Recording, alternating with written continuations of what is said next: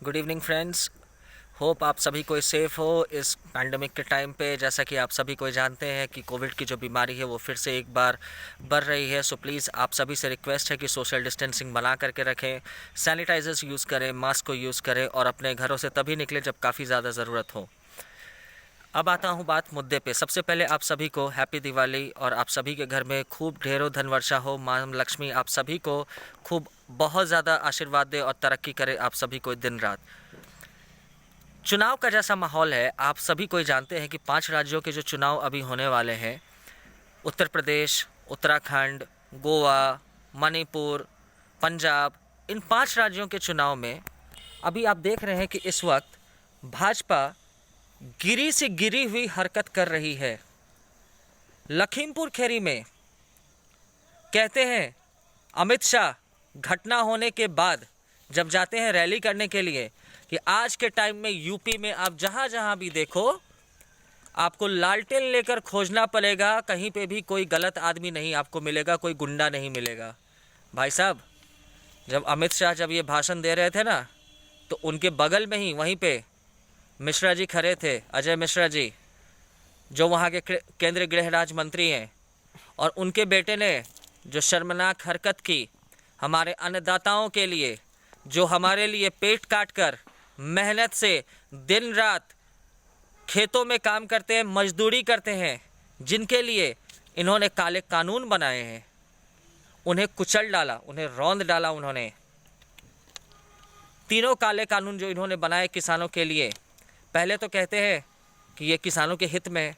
तो अगर किसानों के हित में है तो फिर किसान विरोध क्यों कर रहे हैं? और जब विरोध कर रहे हैं तो कहते हैं वो खालिस्तानी है।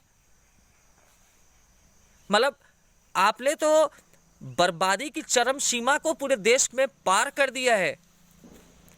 बड़ी बड़ी दाढ़ियां बनाने से, आंसू नाटक के बहाने से पब्लिक आपकी सारी नौटंकियों को पहचान चुकी है।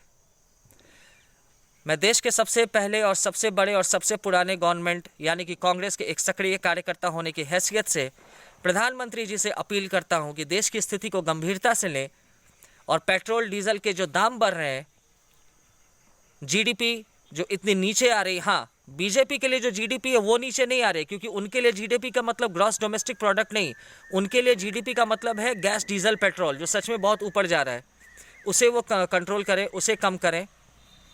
और कोरोना के कारण जितने भी हमारे लोगों ने जिनकी जान गई है, उन सारे परिवार को, और अभी जो बीमारी हो रही है फिर से जो बढ़ रही है, उसके लिए केंद्र सरकार सही से कदम उठाए।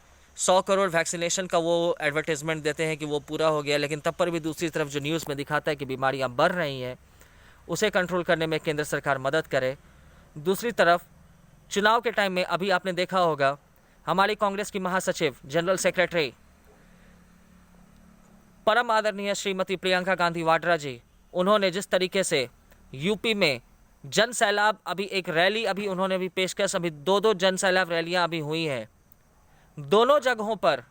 अभी आपने देखा होगा जो लोग कहते हैं कि हमारी संगठन उत्तर प्रदेश में कमज़ोर है, वो जाकर के उस भीड़ को देखें और तब समझें कि हमारी संगठन कमज़ोर है या फिर हम वहाँ पे एक मजबूत पार्टी के रूप में उभर चुके हैं और बहुत जल्द जोरदार बहुमत के साथ हम अपनी गवर्नमेंट वहाँ बनाएंगे और एक सुशासन की सरकार पर पब्लिक मोहर लगाएगी। जब से उत्तर प्रदेश में योगी जी की सरकार बनी है, उन्नाव, हाथरस, अब फिर इसके बाद लखीमपुर, बहुत सारे ऐसे कांड हुए, बहुत सारे ऐसे हुए।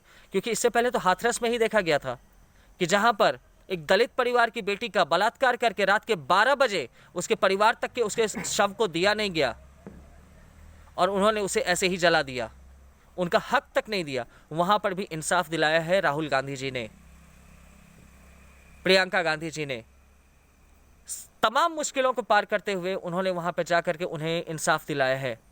आप सभी से निवेदन है, प्लीज़ इस मोदी गवर्नमेंट के अगेंस्ट में जो इनके काले कानून है, जितने भी चीज़ ये देश में काले तरीके से करने की कोशिश कर रहे हैं, उसके अगेंस्ट में आप हमारा साथ दें और आने वाले चुनाव में इन 5 राज्यों में हमारी गवर्नमेंट कांग्रेस को वोट करें, ताकि अगर एक सुशासन की सरकार बनती है तो जो कांग्रेस का जो हमारा जो 3 मकसद है, शिक्षा, चिकित्सा, रोज़गार और उसके साथ में डेवलपमेंट, उस पर हम काम करेंगे। हमारी गवर्नमेंट काम करेगी, डेफिनेटली काम करेगी।